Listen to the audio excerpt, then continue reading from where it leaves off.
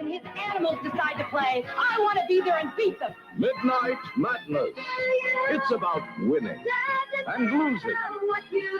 The game that demands sophisticated strategy. 4 flat tires. Harold, you beached whale. Are we losing our temper?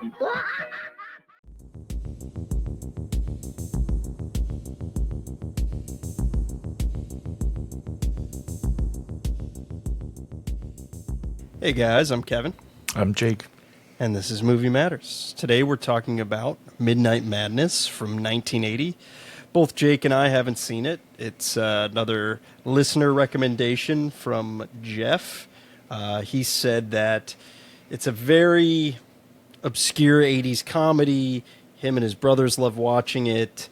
And it's got Michael J. Fox in it before he's famous. And so he recommended that to us. So thank you, Jeff, for the recommendation. Jake, what'd you think of the movie? I thought it was okay. Yeah, I thought it was okay as well. It wasn't bad, but it wasn't great. I think this movie, probably like Jeff, he grew up on it with his brothers and watching it with his brothers, and it's a goofy Disney comedy. I think had we have seen this when we were younger, I think we'd maybe have more fondness in our heart for it. It's a long movie. It's surprisingly long. Yeah, for literally coming out in 1980. I mean, it's like an hour and 52 minutes. That's long for a movie of this plot. I like the plot. I think it's really cool and original and interesting, and I like the characters. I just don't love the characters. Yeah, like there's a lot of like good elements. There's nothing like great, you know. But there's also nothing that's like so detrimental that it makes me feel like it sucked, you know. Yeah. So yeah, I mean it's. I think the biggest thing that the movie suffers from, in my opinion, is that it doesn't know who it's trying to like be for. Like it's like minus like maybe 2 scenes, this would be like a G-rated movie. Yeah. And like to me it's just odd that they decided to focus on like college kids. Maybe that's who would have seen this in 1980. I doubt it, but I would think this was more like middle school or like early high school, like kind of target audience. But then there's like a lot of stuff that's like inaccessible to them, like beer and like, you know, other stuff that's like, just like, I mean, it's not like inappropriate, but it's just like not really for that age group, you know? So yeah, I don't know. I mean, it's not like I said, it's not like distracting. It's just at the end of the movie, I was just kind of like, I wonder like who they really made this for. Yeah. I mean, I could totally see this being remade and made like a PG-13 high school comedy. Yeah. I could totally see that. And like maybe with kids about to go into college and like have that theme running through it to kind of keep the college theme of this movie. Yeah, I mean, I think it's really, it's fun. It's different. It almost feels 70s, obviously with it being, you know, shot in like 79 and 80, and coming out in 80, but it's good. I'm glad we watched it. And again, we had this New Year's resolution of trying to watch new movies, and also to have our listeners recommending films for us is great. Part of me also doesn't want to shit on it because of that. But again, there's nothing really to shit on other than it being long. Yeah, I mean, like, even like the dialogue isn't that bad. Like, yeah, like there's actually a lot of decent jokes in the movie. Guy, what's the big dude's name? Harold, I think so. Is like an absolute menace, and like, yeah, it's fun to like root against him, you know? But like he's clearly the villain of the movie, like if you want to label him that. But I feel like the main character's like not really the hero. Like I feel like he's not quite likable enough for you to be really like pumped that they win in the end, you know? Like I don't know, maybe it just suffers from too much going on also. Yes, I would agree. Yeah, it's like you want to root for the yellow team, which is the main team, but it's like at the same time there's not so much that I almost wanted the other teams to be more menacing and like bad. Yeah. And maybe that's why, but like the one character that does bother me a little bit is Eddie Deason, that actor who plays Wesley. He's like the nerd. Yeah. He overacts the shit out of this movie. Yeah. Like you even saw it in that we pulled up a clip of when they get introduced to the game with Leon. And he's just always like his expressions are very, very egregious almost. Yeah. And I was just like, all right, man, you got to stop. But he's funny. I mean, their whole team is like, they all look identical, which is hilarious. Yeah. And I like when they get like fruited by the, like the jocks. I like that. Like all the different teams are different, like demographics. Yeah. Or like different like status groups in college or high school. Like you've got the nerds, you've got the jocks, you've got the sorority. I liked all that. Do you know the main character? He's been in one of the movies we've reviewed. Did he look? Do you remember which one? Yeah, American Werewolf in London. Yeah, I really like him, David Naughton. He's great. He, like you said, he's not really the hero of this. He's okay. And he's like he's like the mentor, like the he's like tutors. Almost like a student counselor or something. Yeah, that's it. Yeah. Student counselor. So that was interesting. And then Michael J. Fox comes out of absolutely nowhere in this movie. Yeah. He just pops up and is like, "Oh, it's my brother." Yeah. And I was just like blown away. I was just like, "Wait." And it's like halfway through the movie. It might even be even further along. And like, opens up this whole new like subplot of like their like brother, like shitty brother relationship. Yeah. Which like, I don't know it was necessary, but like, I mean, I don't know. It's like a growth opportunity, for the main character, I guess. Yeah. But I feel like that's also one of the things that's detrimental to him being super likable is because he's a total piece of shit to his brother. Yeah. For like no reason. And like, there's just not a lot of like context around like why he's so annoyed with him either. I mean, Michael J. Fox is a punk in this movie. Like he is kind of like a punk, but like he's not that bad. And like, I feel like there's just a bit missing. 100%. But again, like the movie's already like 2 hours. Like how much do you want to dive into that? Yeah. So this is the feature film debut of Michael J. Fox. He was cast because the movie was predominantly shot at night. And they needed an actor who was over 18 but could pass for 15. He does look very young in this movie. Yeah. The studio heads were initially unconvinced with him in the role. So they did makeup tests to make him look as young as possible and then did a photo shoot in which he was placed next to the tallest cast members. This did the trick and it landed him the job.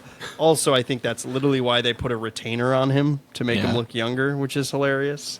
But it's interesting because this movie, and I think this lends to it doesn't know what it wants to be or who it's for. Disney released this movie as it was its second ever PG rated movie. The first was The Black Hole from 1979, and they were in hopes that teenage audiences might be more likely to see it if they didn't know it was a Disney movie. And I think that's what kind of hurt it a little bit. I mean, the cover art in like 2004 credits it as a Disney movie, so pretty interesting. It's also the 104th live action film to be produced by Disney. So it's pretty early on in Disney's filmography. And again, I think that lends to the of it not knowing exactly what it wants to be, especially at that rating. But also, again, you don't have PG-13 at this time, and it's either you go PG or you go R. And you know, it being Disney, they're not going to do that. Right. Yeah. And like, yeah, I think maybe I did pick up that it was a Disney movie. And I think it's briefly in the opening credits. Yeah, and they also, there's the quick nod to Mickey Mouse on the Hollywood Star Walk of Fame. Oh, yeah. Yeah, that's right. But yeah, like, I don't know. I feel like this watching this, I was in the right mindset. That's good. You know? Because like if I had thought this was something else, I probably would be shitting on it like really hard right now. Yeah. But like, probably what helped was, I had to rent it off Amazon to watch it. That's what I did too. And I was like going to like fill up my water or something, and my wife read the plot line like aloud. Okay. And I was like, oh, a treasure hunt thing? I was like, okay, so this is going to be kind of like a goofy romp, you know, kind of thing. So I was like, okay. So then I was kind of like ready for that. Interesting. Because like before that, I had no idea. Like I purposefully did not look at anything. Yeah. So like, and with a title like Midnight Madness, there's a lot of different directions that it can go. So yeah, I don't know. I think for sure my mindset was key to somewhat enjoying this movie. So that's funny because I mean we mentioned it in our last interview or review before we announced this movie, and we both said we're going into it blind and not knowing as much as possible. So I did the same thing, but I didn't read the plot description. I didn't do anything like that. I think I briefly knew it was like about a game, like a treasure hunt. But I really didn't have any crazy expectations, which is good. Again, it's not an amazing movie. It's fun. A lot of people love this movie, and I get why, especially for it coming out in '80 and just being fun. And I get why Jeff and his brothers like it, the guys who recommended it. And also, I mean, this movie is a cult classic for sure. I was reading a bit about it and the trivia, and you know, it's directed by a duo. It's Michael Nankin and David Wechter, and they apparently were aware that it had gotten some screen time on HBO, and they didn't realize how much screen time and how big of a cult following it had years later. And the generation who grew up with it began getting jobs in Hollywood, and it was like, for a time, it became commonplace for them to walk into meetings and encounter starstruck young executives, these directors, which is hilarious. Because I'd never heard of these directors. I don't think I know of any other movies they've made. Granted, I didn't really look into them, which I should have. But let's see. Yeah, they haven't. Oh, he did. One of them did The Dark Winds, which is a TV show that's out on AMC right now. Oh. They've got a lot of credits, it looks like. Looks like a lot of TV TV stuff as of late. But yeah, there's Midnight Madness. Pretty much that's like the only main movie they've done. It looks like everything else is like all in TV, which is cool. So they've had a steady career, which is good. Yeah, I mean, so the movie also inspired Joe Bellafor, a high school junior in Clearwater, Florida, to create a similar game. He took that game with him to Stanford University, then ultimately to Microsoft, which is wild.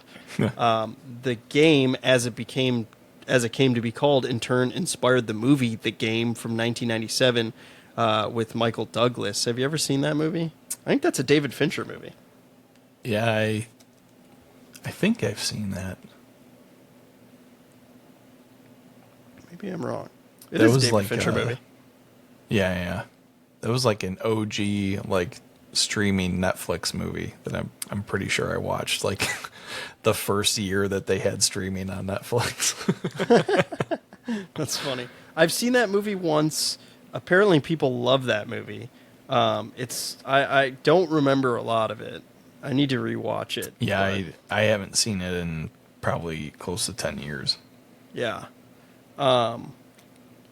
I like Leon. He almost reminds me of like Larry David in this movie, the game creator, if you will. Alan Salomon. He was picked out of a crowd and given the role of game master solely because of his unusual looks. And in real life, Solomon went on to supervise and produce a variety of game shows because of this role. That's funny. Pretty insane. Pretty cool. Yeah. Yeah, I mean, it's super fun. I like that every team kind of has something against one another. They're all kind of fighting against each other. And I like that they have to solve clues and work together. I like that. Harold has that van that basically has the computer that does it for him, and then he is obsessed with food, which there's kind of a lot of knocks against him being fat in this movie. And I mean, I even read some brief reviews after I like user reviews on IMDb and stuff like that. I read some reviews and people were like, "This movie has it out against fat people." Like it's He's it can not be a even little like brutal. that big of a dude. Like No. Yeah, pretty in interesting. 1979, he might have been, or 1980, but Then you've got the two twins from the sorority. They are so annoying in this movie too. They're like laughing hysterically like chipmunks the entire it's not time. real. It's like a fake laugh track that's like put on, which is a little weird. It annoyed the shit out of me watching it. Yeah. But what are you gonna do? And like you've got all the like neighbors going into Leon's house, which I actually kind of liked, like the old people. The landlord calls Leon a pervert for no apparent reason. Yeah. Which was hilarious. Well, he does have those chicks that just kind of like hang out with him everywhere, which is like a little, I mean, it's funny because he's like a weird geeky guy. So like you kind of have to wonder what's going on there a little bit, but but to call him a pervert, come on. Yeah, I mean, he doesn't deserve that. The old lady is kind of funny in this movie. She gets called an old bag, too, which is hilarious. I love that. Isn't that a cop that says that, too? Yeah, I really like that. I thought that was pretty funny. I mean, you've got that classic kind of 80s gag, which is like, speaking of perverted, you've got that like little kid watching on the telescope, watching a girl undress. It's like, oh, that'd be a funny gag. Like, let's put that in there. Yeah. You know, that's kind of classic, like 80s inappropriateness. Then you have Pabst Blue Ribbon, just like as the sponsor of this movie. I think they were trying to get like Budweiser and they couldn't. So they're like, all right, well, next best thing is Pabst. Yeah.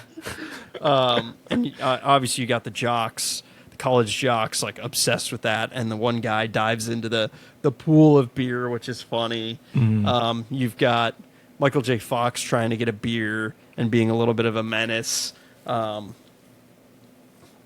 I mean, it's it's good, and the clues do get a little tedious if you ask me.